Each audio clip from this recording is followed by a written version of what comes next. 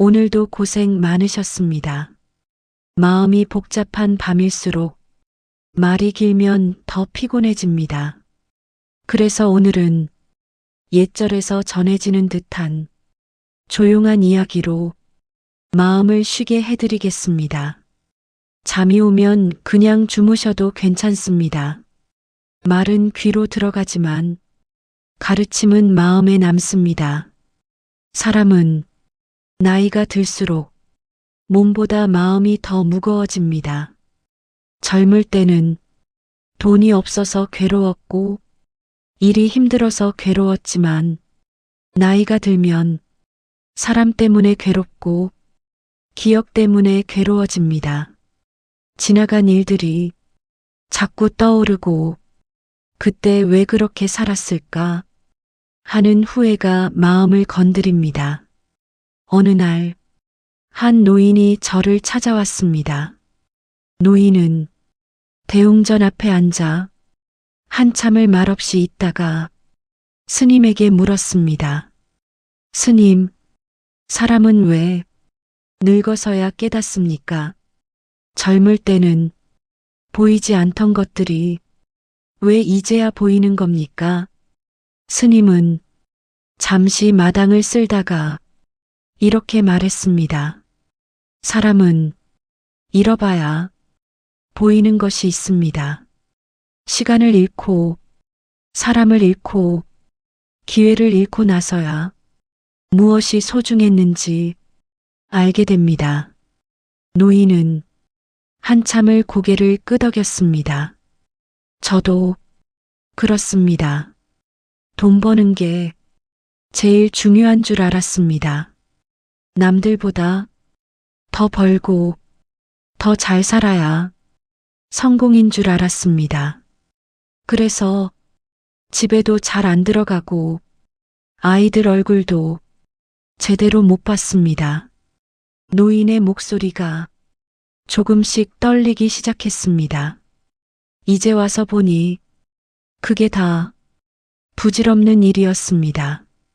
돈은 남았는데 사람이 안 남았습니다. 스님은 잠시 노인을 바라보다 조용히 말했습니다. 사람은 가져갈 수 없는 것을 위해 평생을 씁니다. 하지만 마지막에 남는 것은 돈도 아니고 명예도 아닙니다. 그저 누가 내 옆에 있었는가 그것만 남습니다. 노인은 그 말을 듣고 눈시울이 붉어졌습니다. 그때 스님이 다시 말했습니다. 하지만 아직 늦지 않았습니다. 숨이 붙어 있는 한 인생은 아직 끝난 것이 아닙니다. 오늘부터라도 마음을 바꾸면 그게 새로운 인생입니다. 또 어느 날 한 어르신이 스님을 찾아와 말했습니다. 스님, 자식이 연락이 없습니다. 젊을 때는 제가 먹여 살렸는데 이제는 전화 한 통도 없습니다. 스님은 잠시 생각하다가 이렇게 말했습니다. 자식은 내 것이 아닙니다. 내 몸을 빌려 세상에 온 또 하나의 인생일 뿐입니다. 자식은 부모의 품에서 자라지만 부모의 인생을 대신 살아주지는 않습니다. 어느 순간부터는 그들도 자기 인생을 버티며 살아가고 있습니다. 연락이 없는 것은 사랑이 없는 것이 아니라 그들 삶이 바쁘고 무거워서입니다. 그 말을 들은 어르신은 한참을 말이 없었습니다. 그리고 작게 말했습니다. 그럼 어떻게 해야 합니까? 스님은 조용히 말했습니다. 기다리십시오. 기다리는 것도 사랑입니다. 부모가 할 수 있는 마지막 사랑은 믿어주는 것입니다. 잘 살고 있겠지. 그 한마디 마음이면 충분합니다. 사람은 젊을 때는 무엇을 더 얻을까를 고민합니다. 하지만 나이가 들면 무엇을 덜어낼까를 생각해야 합니다. 욕심을 덜어내고 기대를 덜어내고 섭섭함을 덜어낼수록 마음은 점점 가벼워집니다. 스님은 이렇게 말했습니다. 늙음은 잃는 것이 아니라 가벼워지는 과정이다. 놓지 못해서 괴로운 것이지 놓고 나면 마음이 편해진다. 사람을 놓으라는 것이 아니라 섭섭함을 놓으라는 뜻입니다. 기대를 놓으면 마음이 편해지고 비교를 놓으면 삶이 가벼워집니다. 어느 날 한 중년 남자가 스님을 찾아와 말했습니다. 스님, 왜 제 인생은 이렇게 힘듭니까? 남들은 다 잘 사는 것 같은데 왜 저만 이렇게 고생을 합니까? 스님은 아무 말 없이 마당을 쓸었습니다. 그리고 잠시 후 이렇게 말했습니다. 마당을 보십시오. 낙엽이 쌓이면 지저분해 보이지만 그 낙엽이 땅을 살립니다. 고생도 마찬가지입니다. 지금의 고생은 당장은 더러워 보이고 쓸모없어 보이지만 시간이 지나면 그게 인생의 걸음이 됩니다. 고생 없이 편하게 산 인생은 겉은 멀쩡해 보여도 속이 비어 있습니다. 하지만 힘들게 버틴 인생은 겉은 초라해 보여도 속이 단단합니다. 사람은 마지막에 가면 이런 말을 합니다. 그때 조금 더 웃을 걸, 그때 조금 더 사랑할 걸, 그때 조금 더 참을 걸. 하지만 그 후에는 지금의 우리에게 지혜가 됩니다. 스님은 이렇게 말했습니다. 후회가 있다는 것은 아직 마음이 살아있다는 뜻이다. 살아있는 한 인생은 다시 시작할 수 있다. 이제 잠들기 전 마음속으로 이렇게 말해 보십시오. 오늘도 잘 버텼다.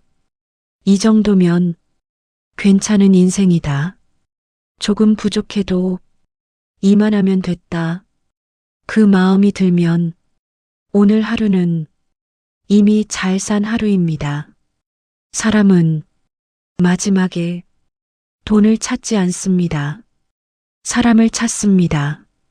그리고 따뜻했던 말 한마디를 떠올립니다. 그러니 내일 하루는 조금만 더 부드럽게 살아보십시오. 말을 조금 줄이고 미소를 조금 늘리고 섭섭함을 조금 내려놓으면 인생은 생각보다 편안해집니다. 대웅전 기둥 앞에 앉은 남자. 옛날 어떤 절에 매달 한 번씩 찾아오는 중년 남자가 있었습니다. 남자는 항상 같은 자리, 대웅전 기둥 아래에 앉아 오래도록 말이 없었습니다. 스님이 물어도 그는 쉽게 입을 열지 않았습니다. 그러던 어느 날 스님이 마당을 쓸다가 남자 곁에 조용히 앉았습니다. 남자는 기둥을 한번 바라보고 스님에게 말했습니다. 저는 왜 이렇게 무너지는 것 같습니까? 열심히 산다고 살았는데 이상하게도 자꾸 바닥으로 내려갑니다. 스님은 고개를 끄덕이며 기둥을 손바닥으로 가볍게 두드렸습니다. 남자는 의아했습니다. 스님, 그 기둥이 뭐가 그렇게 중요합니까? 스님은 말했습니다. 사람들은 지붕의 단청만 본다. 하지만 집을 버티는 건 보이지 않는 곳의 기둥이다. 남자는 고개를 갸웃했습니다. 스님은 다시 말했습니다. 너는 요즘 겉을 붙잡고 산다. 남들이 보는 체면, 남들이 알아주는 인정, 남들이 말하는 성공, 그걸 붙잡다 보니 정작 내 안의 기둥은 점점 약해진다. 남자는 숨을 길게 내쉬었습니다. 그날 스님은 남자를 데리고 절 뒤편으로 걸었습니다. 우물 앞에서 스님이 묻다.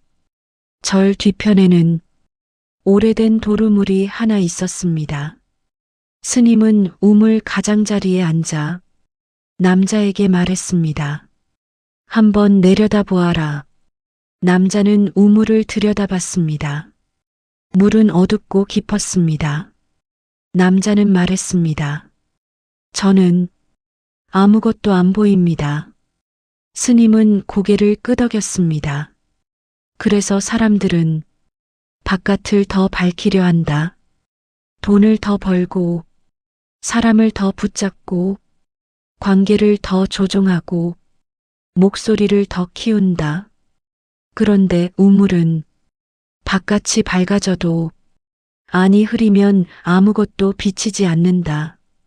스님은 작은 돌멩이를 하나 집어 우물에 툭 던졌습니다. 물결이 퍼지며 남자의 얼굴이 흔들렸습니다. 스님이 말했습니다. 내 마음이 흔들리면 세상도 흔들려 보인다. 남자는 말했습니다. 그럼 어떻게 해야 합니까? 스님은 아주 짧게 말했습니다. 먼저 가라앉혀라. 남자는 다시 우물을 내려다봤습니다. 조금씩 물결이 잦아들자 물속에 자기 얼굴이 비쳤습니다. 스님이 말했습니다. 답은 밖에 있는 게 아니라 안에 있다. 남자는 한참을 말이 없었습니다. 돌계단에서 스님이 알려준 속도, 절에서 내려오는 길엔 돌계단이 길게 이어져 있었습니다. 남자는 계단을 내려가며 한숨을 쉬었습니다. 저는 이제 늦었습니다. 이 나이에 뭘 바꿉니까?